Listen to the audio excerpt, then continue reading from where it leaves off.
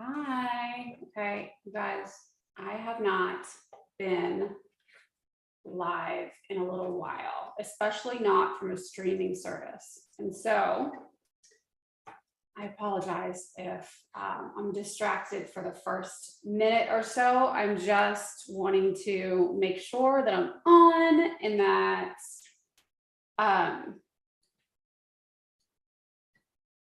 yeah, this is distracting, especially for somebody with ADHD. Okay, so hi, my name is Shelby, and if you have never seen me before, or we've never connected before, I need to take this screen down so I don't see myself. I am an alienated parent, and I am a certified post-traumatic growth coach. And so I've made it my purpose over the last few years to, after going through years of high conflict, we'll call it custody situation, I've made it my purpose to spend the last, I guess I'd say, 6 or 7 years healing my own self, and then going back to school and doing all the research so that I could help other parents like me. So today I wanted to come on and do a quick live. I'm going to be doing a bunch of these over the next few weeks. So I don't really have a schedule yet, but I'm going to see what seems to be working and then go from there. You can find more information about me. I have, before I start this, so I don't forget, I have a podcast specifically for alienated parents and your healing process. I do not give advice or recommendations on how you should handle your custody situation or anything with regard to healing specifically your relationship with your child or children. However, what I do address is your healing, your mental health. And I share with you what has worked for me. It's sort of like my playbook of everything that, that has worked for me and has worked for my clients. And so in that, with addressing your mental health, as I'm sure you know, then I think that does ultimately improve your relationship with your child, and improve the chances of reconnect with your child when you're taking care of yourself, which is first and foremost. So I think, truly believe that if anybody should be taking care of their mental health or could reap the benefits of taking care of their mental health, it is parents like you and I. The challenge that it is to go through something like alienation, and it's the mental energy spent. It is so hard, right? And so I truly believe that we, out of everybody, would benefit the most from managing our minds, managing the thoughts and the emotions that are going on, because they are plentiful when we're going through something like this. Holidays, birthdays, summertime, when you are all of a sudden without the same kind of schedule you had while you were caretaking for your child, is it's really hard. It's exhausting because it's so hard. Maybe you're not as busy as you once were, but boy, our minds definitely can be. So anyway, I have a podcast that is, like, of course, my free resource for anyone who is interested. And so that's it, Beyond the High Road for that. So anyway, today I want to talk with you guys about a brief overview. I'm going to give you 3 steps to feeling better today, like now, in a moment. And you can use this anytime you want, okay? hopefully you guys can hear me. I just realized my mic was way over there. So emotions rule our lives. We, whether we are identifying the emotions when they come up for us or not, emotions are what rule how we behave in the world, how we show up in the world. And so I think it's very important, and more as the research comes up these days, they're saying it's proving how important it is to identify our emotions as they are coming up. So for many reasons, but one of the biggest reasons that I think identifying our emotions is so important is because when you're able to recognize, to identify what the emotion is that you're feeling, you get meta on yourself. You step out of the victim role or the emotion being done at you, and you're sort of watching that happen. And when you do that, you already receive a great deal of relief from yourself, from the emotion, from the experience you may be having. And so I think the first step with many of my little tips and tricks is always going to be to identify the emotion that you're feeling. So let's say I have my thing here. I wasn't gonna get up and use it yet, but let's say that you. Well, first, let me go back. Let me talk about, so we all know we cannot change the person who's alienating our child from us, right? We know that we cannot change the current circumstances that are outside of us, right? We can't control what our children do. We can't control what the judge may do, the custody evaluator, and so on, right? Although we try, it's not a surefire way to get the results that we want. So what we can control is our own selves and our mind. And so when we realize that, first off, emotions are the reason why we do anything we do in life, and what causes those emotions is the thoughts that we think.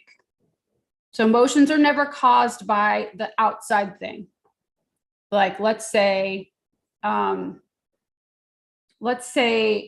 your child didn't come to your weekend visit or something. Let's say you went to, let's say you guys meet at a location, at a fire station for your exchanges. And when you showed up, you waited and they did not arrive. Let's say your emotion was frustration, helplessness. Let's go with helpless, okay? You didn't feel helpless, or you aren't feeling helpless because your child didn't show up. And that sounds crazy, right? You would think, well, yeah, of course I'm feeling helpless because my child didn't show up. That's exactly how that happens, right? But the actual them not showing up was not the cause of that, believe it or not. The cause of the emotion, and this is it's amazing news, and I'm going to explain it in a minute. But the cause of your emotion is because you're making them not showing up mean something. Okay. So you go to the fire station, you go to retrieve your child, and they and the other parent are absent. They're not there. And what you were making it mean, you could have made it mean maybe that they're being alienated, they're being brainwashed, they're being kept from you, they're being, there's dozens of things more than that you could think there, that you're slowly losing connection with your child. Okay, let's pick that last one. Okay, so I feel like I'm losing connection with my child. And then that would cause the feeling of helplessness, because somebody else could have that exact same experience. going to a fire station, meeting, looking, waiting for their child. Child did not, and other parent obviously did not come. And their thought could have been something completely different and a completely different emotion. They could have felt relief for whatever reason. I don't know. They could have felt relief because I know their child is a teenager and things have been rocky with them lately. So you see how like different people, different experiences, different people, different times in your life, maybe different like thoughts, basically mindsets are going to cause different emotions altogether. So it's not that your child didn't show up, that you're feeling helpless. It's what you're making that mean. And the reason I keep saying that is because I think it's very important to identify that. Because when you realize, don't think I'm going to tell you that I think you should be happy about your child not showing up, but just hold on for a second. But when you realize that you have control over your emotions by deciding how you want to think, then you have so much more control. And in this case, the feeling of helplessness does not have to be entirely helpless.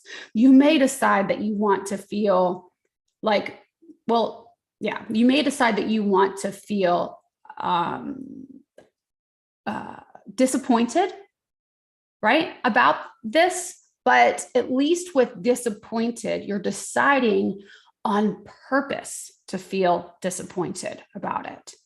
And then the helplessness is no longer, right? You are consciously deciding, which us as alienated parents is such a game changer because most of us feel so out of control because things are happening at us, we think, right? I think I use this quote all the time, and I'll probably completely, I'm not going to say it right, but and now I can't even think of his name. It's that it's Mark. Oh gosh, why can't I think of it right now? Because I'm on the spot. Mark. He wrote that book, like Unfuck Yourself. Mark, I'm picturing his face right now. Anyway, he said, other people have the control to or have the ability to fuck up your life, but you are the only one who can fix it, has the power to fix it. Yeah, see, I told you I'd screw that up. And why can't I think of his name right now? But anyway, the power to fuck up your life, and you're the only one that you can fix it. And that is true. And so especially for us as alienated parents, things can happen and really, and have happened that have really affected our lives devastated most of us, right? But when you realize that you can decide how you want to think and feel about everything that happens from here on out, you will feel so much more in control of your life. Okay, so having said that, here's the little formula, shall I say. All right, so let me just move. I'm so distracted by seeing myself in the other, let me see if I can get this right. Okay, all right. Okay, so you want to name, this is gonna be so messy, and I hope it's not backwards. I think it might be the emotion. I'm gonna have to I'm gonna have to turn this around for the next one. So you wanna name the emotion, okay? I'm very sorry, that's backwards. I might as well just tell you now. So you wanna name the emotion. So the best thing that you can do is just like here, is whatever's going on for you, if you can just stop for a moment, and if you're feeling like a little out of control, like physically, like it feels like you're a bit overwhelmed with emotion, with a feeling, then it's best if you can, if you're not like driving or in public, just stop for a moment and take a couple deep breaths. Because when emotion happens, I'm not going to go too deep into it because I do go into this. I've got a monthly membership for alienated parents where I do the whole lowdown on all of this, the breakdown. But An emotion is basically a sensation in your body, a physical sensation happening in your body. That is it, okay? So emotion starts because of a thought. It starts in your head and goes down through your body, okay? Whereas like hunger, hot, cold, those kinds of things, those kinds of sensations start in your body and go up to your head, okay? But so when you're feeling an emotion, like an overwhelm of emotion, reminding yourself that it's just a sensation, they're just vibrations in your body, and that they do sort of dissipate and pass through. They sort of come in waves, right? Just maybe like, you know, a few minutes at a time. But naming the emotion, like narrating it, naming it, is very important. Emotions are one word. So they're one word descriptors, which is another very important thing to remember too, because a lot of times when I ask my clients, like, what are you feeling right now? 9.5 times out of 10, I will hear the response will be, well, I feel like blah, blah, blah, blah, with the story. I did this forever too. I probably still do it sometimes because it's just like we're socialized this way from the time that we're little, at least here in the United States anyway, is that we're socialized to not identify what our emotions are, right? And we also have been taught, socialized, conditioned to believe that so-and-so caused our emotions. Like so-and-so pushed us on the playground and that's what made me sad, right? Don't make mommy sad. I have a blog on this, like, oh, don't cry, that makes mommy sad. Or don't cry, let's go get you an ice cream, right? Emotions are things that need to be fixed, is what we're taught. And emotions are caused by other people's actions. And this is so disempowering. So I'm going, the ADHD in my brain, I'm going all over the place. But so name the emotion, it's a sensation in your body, it's one word, right? Sad, the very basic ones are sad, glad, happy, angry, right? I have an emotions list that I'll link after this to the recordings. But yeah, so name the emotion: nervous, anxious, despair, those kinds of things. Those are emotions. Name the emotion, and then after you're done naming the emotion and you've like felt it, you sort of narrate it and you step into the watcher role in your mind, because humans are the only species that can, I have to think about that for a second, that can go meta like that, we can think about our thinking and notice what is happening from a different view, okay? That is super important, because when you begin to like take notice of what is happening in your body, then you become, you instantly get relief. Like I was saying just a few minutes ago, you instantly feel relief from the effects of the emotion, okay? You get some perspective about it. Like it's, by naming it, and even talking about the emotion itself, I like to narrate the emotion. Even like, especially when I'm at home alone and I'm feeling it, I narrate it out loud, like how it feels in my body. Okay, now I'm going too far on that. After you're done naming the emotion, you are going to identify the sentence in your brain that's causing it. Like how I was sharing with you just a few minutes ago, like the custody thing where, visitation thing where, let's say the other parent did not bring your child to, the fire station or wherever for the exchange. So it's not that happened, it's what you were making it mean, okay? So let's just name an emotion right now. I'm just gonna put anxiety, anxious, okay? So if I'm feeling anxious, let's say the sentence in my head is going to be an obvious one. See, I can't So I could put, I have court tomorrow, but, or like a hearing tomorrow, I don't, but I don't think that that's specific enough because you're just naming something. What about, this is, I'm glad I picked that one in my brain. What about going to court tomorrow is causing anxiety? That's the question you want to ask. What's the story that I'm telling myself about the fact? Okay, so if for I have court tomorrow, the story I might be telling myself about that is that I'm scared I'll lose. Okay, lose. All right, I'm scared I'll lose. Okay. So once you get, I'm looking at that, I don't love, it doesn't matter. This is fine for right now.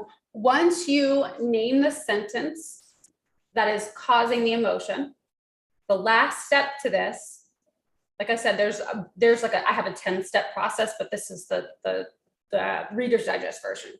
So the last step to this is going to be like to identify or come up with a new sentence that is equally as true. So we have this negative sentence, negative, if you will. I don't think that this is really a negative or positive, but for the sake of ease right now, I'm scared I'll lose. This is one thing. Humans, we can hold two truths at one time, right? Like the duality, right? So this could be true for me right now. And also something else could be true. And so I believe in, my coach taught me to give all sides equal airtime, right? So I can have that worst case scenario in my mind and have some fear over that. But at the same time, like, and I like to delegate a specific amount of time to live in the worst case scenario. Okay. So then once I've done that, I have to also delegate that same amount of time to the best case scenario or an equally positive statement. Okay. So I'm scared I'll lose. And the other more positive way to look at that would be, I know I could lose.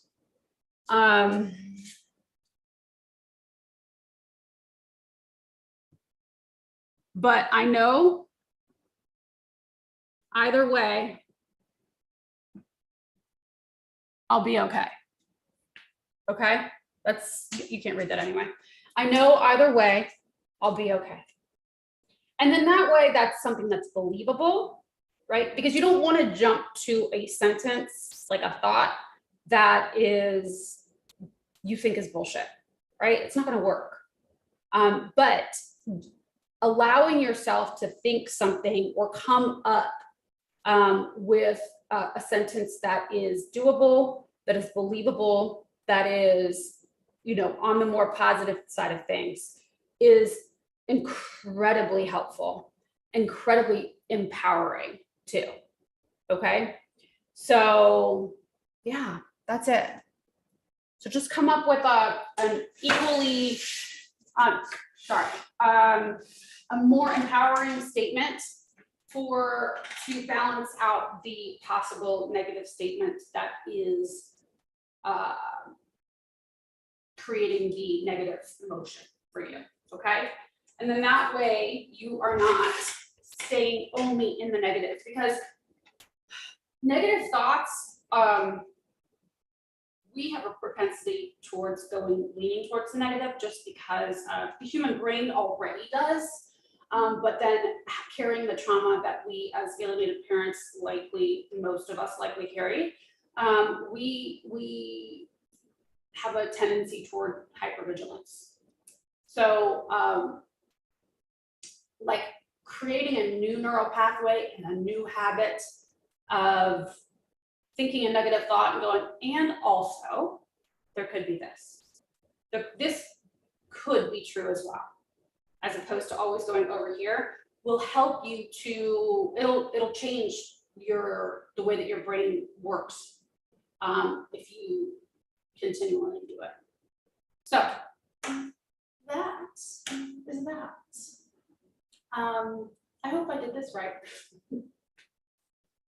I have used Restream like a while back, like a streaming service a while back, but it's been a while, almost 2 years. So hopefully did it right. I did not announce this. So we shall see. I'm gonna keep coming on, and I'm gonna keep trying different times, sort of just like this on the fly. And then and then I'll start scheduling them for you guys. So that's all. If I don't see you before the 4th, then happy 4th of July. I will be on again over the weekend. So, and always, oh, listen, okay, so lastly, I forgot to say too, so you can always email me at beyondthehighroad@gmail.com, which you can go look up my podcast, Beyond the High Road podcast, and my email should always be in the show notes. And also, so I have a membership for alienated parents.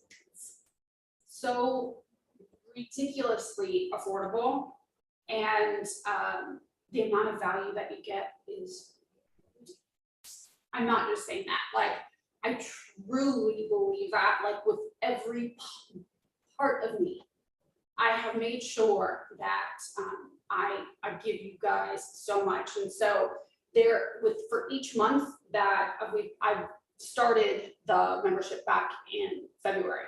So from February until now, July's course is coming out in the beginning of next week. Each month has a new course, a new topic that we dive into. And so then you have a workbook with that, so that you can literally change the way your brain's chemistry, like the way that your brain physically looks, and the way that you think, like your habitual thinking. So that is what I do. I each month come up with a new one for us all to dive into. And then there's weekly coaching calls where you can either be just be a spectator, like and watching and applying what you're hearing to your own specific situations, or you can get coached, come on and get live coached. So there's those, and then there's a Beyond the High Road community for just us alienated parents, and a bunch more. So you can go to beyondthehighroad.com to find out more about that. And that is it. You guys have a wonderful